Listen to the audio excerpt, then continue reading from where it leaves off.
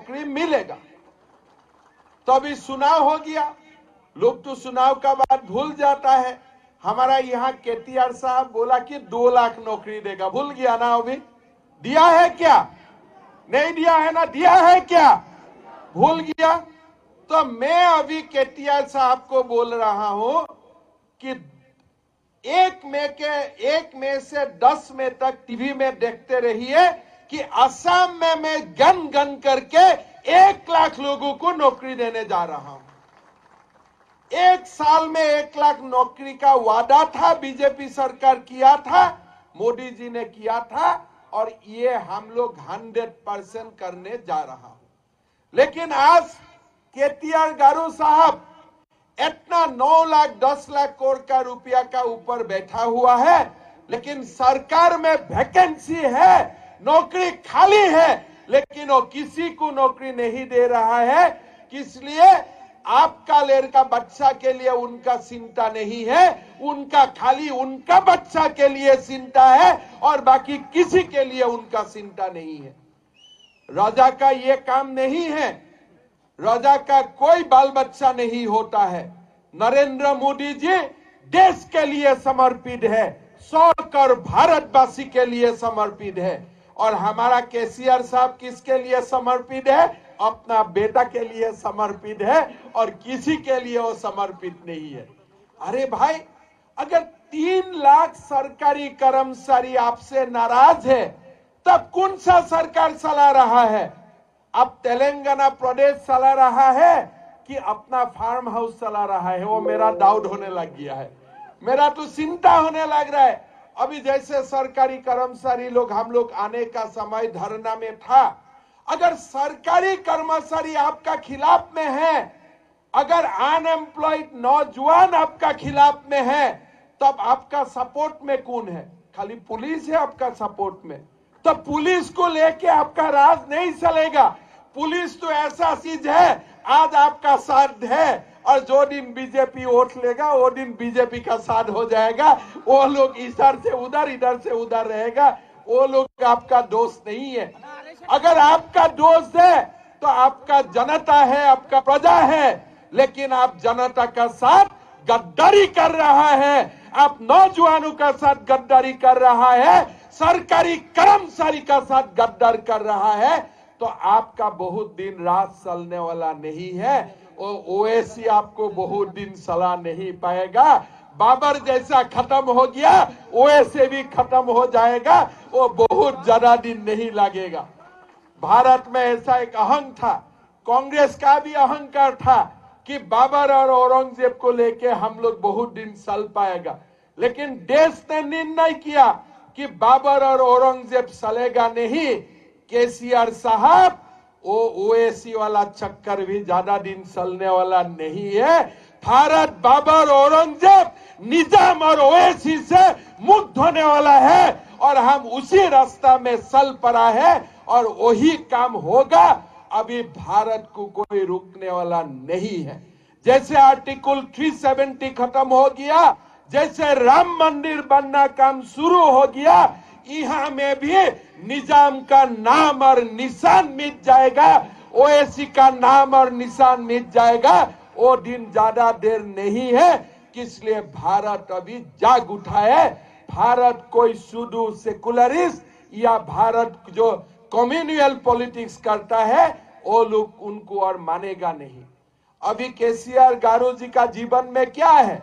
अपना बेटा का मुख्यमंत्री बनाओ, बेटा का बाद उनका ग्रैंडसन को मुख्यमंत्री बताओ, अगर पेट में कोई है उनके लिए भी प्लान करो, वो भी कैसे सीएम बन पाएगा? ऐसे क्या देश चलता है? आज नरेंद्र मोदी जी ने देश को एक नया रास्ता दिखाया, देश को नया रास्ता दिखाया कि देश कोई परिवार का नहीं है, देश भारत का जनता का है, 100 करोड़ भारतवासी का है। ऐसे नहीं चलता है, कोई फार्म हाउस में बैठेगा और प्रदेश चलेगा। अरे भाई, ऐसे नहीं होता है। आपको दलित का घर में जाना पड़ेगा, दलित को आपको घर में बुलाना पड़ेगा, आपको सेक्रेटरिएट में बैठना पड़ेगा, डेली 500,000 लोगों को आपको मिलना पड़ेगा। अगर सरकारी कर्मचारी एजिटेशन कर रहा है तो उनको घर के बुला के उनका बात सुनना पड़ेगा। और आप अगर उनका बात नहीं सुनेगा, 2023 में आपका बात भी कोई नहीं सुनेगा, आपका बात भी कोई सुनने वाला नहीं होगा। तो ऐसे भाइयों और बहनों, अभी हम लोग को शपथ लेना है, एक नया भारत का हम लोग को निर्माण करना है, जो भारत में कोई ओवैसी का जगह नहीं है, जो भारत में औरंगजेब का जगह नहीं होगा, जो भारत में बाबर का जगह नहीं होगा, जो भारत में कोई निजाम का हिस्ट्री लोग नहीं पढ़ेगा। अगर कोई भारत में हिस्ट्री पढ़ेगा, सरदार वल्लभ भाई पटेल का हिस्ट्री पढ़ेगा। अगर कोई भारत में हिस्ट्री पढ़ेगा तो हमारा भीम का नाम भीम का पढ़ेगा, रानी रुद्रानी देवी का पढ़ेगा, काकतिया का जो पसंद राज लोग था, वॉरियर्स था, उनका हिस्ट्री पढ़ेगा। अभी निजाम का और हिस्ट्री कोई नहीं पढ़ेगा। भारत बदल गया है और बदलते हुए भारत को हम लोग को आगे ले जाना है। आज क्या आपका ये है, घर में कोई ऑफिस में कोई एजिटेशन कर रहा है, क्या आप घर में पुलिस झुका देगा?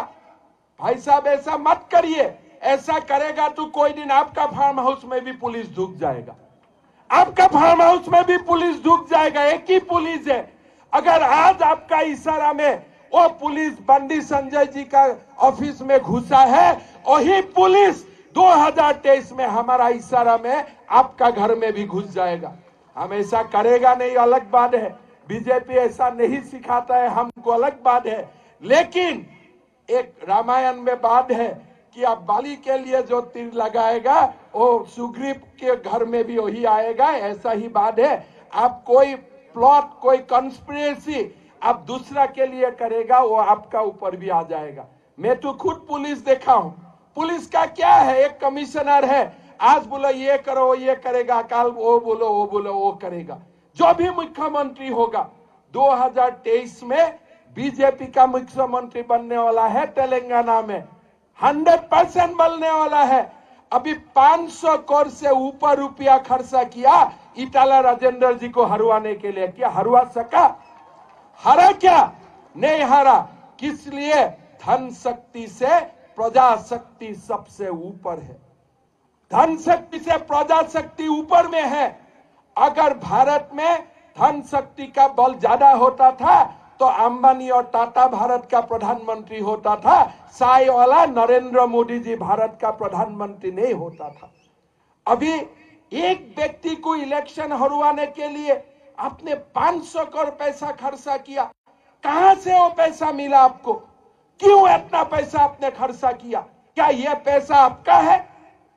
यह पैसा क्या आपका है? आपका क्या पिताजी हैदराबाद का निजाम था क्या? यह पैसा क्या आपका है? यह जनता से लूटने वाला पैसा आप खर्चा कर रहा है, वो ठीक बात नहीं है। ठीक बात नहीं है। अभी प्रजा जाग उठा है, जनता जाग उठा है। और अभी अभी जो चुनाव हुआ ये प्रमाण करता है कि अभी और केसीआर केटीआर का शासन नहीं चलेगा। यहाँ नरेंद्र मोदी, भारतवासी, तेलंगाना वासी का अभी सरकार चलेगा, बीजेपी का सरकार चलेगा। ये आज तैयार हो गया है। अरे भाई, आपका पास नौकरी खाली है, आप लोगों को नौकरी नहीं देगा। आपका सरकारी कर्मचारी है, ट्रांसपेरेंट पॉलिसी बनाइए। हमने अभी निर्णय किया है कि हमारा हर साल जो भी तीसरा दूसरा जगह में है, अगर अपना होम डिस्ट्रिक्ट में आना है, हर साल कंप्यूटर में आप नाम डालिए, जो जिसको होम डिस्ट्रिक्ट आना है आप आइए। लेकिन हम लोग एकदम ट्रांसपेरेंट पॉलिसी कर चुका है कि ट्रांसपेरेंट पॉलिसी से आपका ट्रांसफर होगा, आपका बदलना होगा। लेकिन यहां में तो कोई ट्रांसपेरेंसी नहीं है। जिसका मन जैसे लगे ऐसे करे। खाली आपको केसीआर जी और केटीआर गारों का तुलसी जापिए तो सब काम हो जाएगा। लेकिन अगर कोई लोग निष्ठा से सरकारी काम करे तो उनका काम नहीं होगा। ऐसे कैसे चलेगा? निष्ठा परिवार का ऊपर नहीं होगा। ऐसा भूल गांधी फैमिली में किया और आज गांधी फैमिली का भारतवासी ने नाम और निशान गायब कर दिया भारत से। कोई फैमिली का राज नहीं चलेगा। वो भारत का संस्कृति और नहीं है।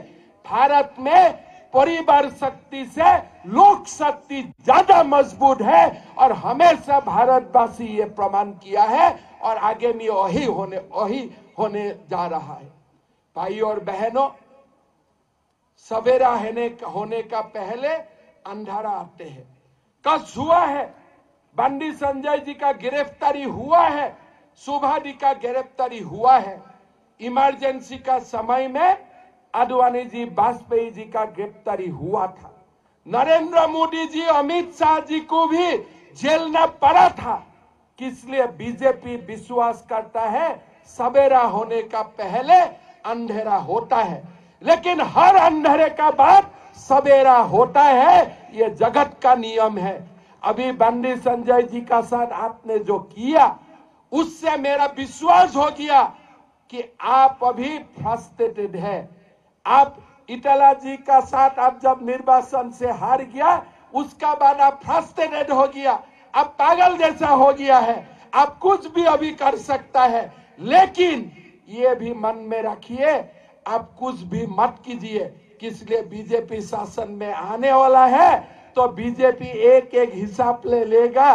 तो इसीलिए आपका जब मन आए वो मत कीजिए, आप वही कीजिए जो करना आपके लिए उचित है, जो करने के लिए आपको मुख्यमंत्री का आसन मिला है। तेलंगाना राष्ट्र बना था, सीपीएम सीपीआई बोला था तेलंगाना मत बनना चाहिए। आज केसीआर जी किसको खाना खाने बुलाता है? सीपीएम और सीपीआई को बुलाता है। और जब सीपीएम और सीपीआई वो भी डूबता हुआ सूरज है, तो एक डूबता हुआ सूरज को खाना खाने बुलाता है। तो उसी से सिग्नल हो जाता है कि अभी सूरज डूबने वाला है और अभी काम नहीं है। तो आप लोग इकट्ठा रहिए, संगठित रखिए, भारत मां का जयगान करते हुए आगे बढ़िए। हम लोग को प्रकाश लाना है, बीजेपी सरकार तेलंगाना में लाना है और बीजेपी सरकार शासन में आएगा। तेलंगाना का अनएम्प्लॉयड लोग का साथ हम लोग जस्टिस करेगा, सरकारी कर्मचारी का साथ हम लोग जस्टिस करेगा और तेलंगाना को आगे ले जाएगा। भारत का सबसे बड़ा प्रदेश बनाने के लिए भारतीय जनता पार्टी तेलंगाना को आगे लेके जाएगा। हम तो यहाँ आया था सीखने के लिए कि हमारा से बड़ा प्रदेश है, हम सीखेगा कैसे नौकरी देना चाहिए। हम तो छोटा, उनका हिसाब से हम बहुत छोटा है, 50 साल मेरा उम्र है। मैं तो आया था सीखने के लिए। अभी मैं क्या सीख के जाऊं? अभी तो मैं सरकारी कार्यालय में डेली आता हूं, 500,000 लोगों को डेली मिलता हूं। अभी केसीआर साहब से मेरे अगर सीखो तो मेरा भी फार्म हाउस हो जाएगा, मैं भी फार्म हाउस में बंडी बन जाऊंगा। यहाँ में तो मैं सीखने आया था कि 1 साल में तुम्हें 1 लाख युवाओं को नौकरी देगा। अगर यहाँ में कोई फॉर्मूला है मैं लेके जाऊंगा तो आगे मैं और भी करूंगा, लेकिन यहाँ तो फॉर्मूला उल्टा है, नौकरी नहीं देने का फॉर्मूला है। तो यहाँ मैं सीखने के लिए आया था, लेकिन मेरा मन में लगा यहाँ से कुछ सीखने का कोशिश करूंगा तो मेरा रेल पट्टी से उतर जाएगा। तो अभी यहाँ से मुझको सीखना नहीं है, सरकार से सीखना नहीं है, लेकिन लोगों से सीखना है। कि इसलिए आप लोग ने जो काम किया है, इतना अत्याचार किया, फिर भी आप लोग सरेंडर नहीं किया। सरकारी कर्मचारी लोगों का ऊपर अत्याचार हुआ, लोगों का शहीद हुआ, लेकिन सरकारी कर्मचारी अपना विचार के लिए लड़ते रहा। मैं तेलंगाना प्रदेश का लोगों को बार बार प्रणाम करता हूं, बार बार नमन करता हूं और आप लोगों का नेतृत्व में ही एक नया भारत का विकास, एक नया भारत का जो सपना हम लोग देखता हूं, यहां से ही वो साकार होगा, मेरा वो विश्वास है। आप लोग को मैं निमंत्रण करता हूं। यहाँ में हमारा भद्रकाली माँ है और मेरा असम में माँ कामाख्या है, शक्ति का स्वरूप है, शक्ति का प्रकाश है। तो माँ भद्रकाली हम लोग को शक्ति देगा, माँ कामाख्या आप लोग को शक्ति देगा। अन्याय का साथ लड़ते रहिए, कुछ भी हो, लेकिन अन्याय का साथ हम लोग कॉम्प्रोमाइज नहीं करूंगा। शोभादी काल जेल से आएगा, लेकिन हमारा कार्यकर्ता लोग रेडी होके रखिए। जब भी डिक्टेटर मुख्यमंत्री बनता है, प्रधानमंत्री होता है, देश में इमरजेंसी जैसा होता है।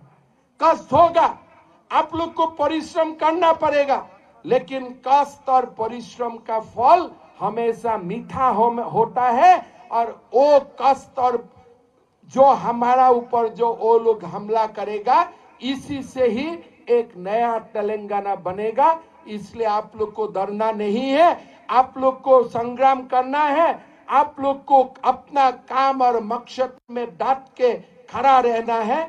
इसलिए इंदिरा गांधी जैसा डिक्टेटर को भी भारतवासी ने समुद्र में फेंक दिया था, और यहाँ में तो समुद्र रेडी है, किसको फेंकना है तेलंगाना वासी खूब अच्छी से जानते हैं कि इसलिए यहाँ डिक्टेटरशिप नहीं चलेगा। भारत का मिट्टी में डिक्टेटरशिप आगे भी नहीं चला था और भविष्य में भी नहीं चलेगा, ये पक्का है। भाई और बहनों, नरेंद्र मोदी जी का नेतृत्व में हम लोग को बीजेपी का शासन में लाना है।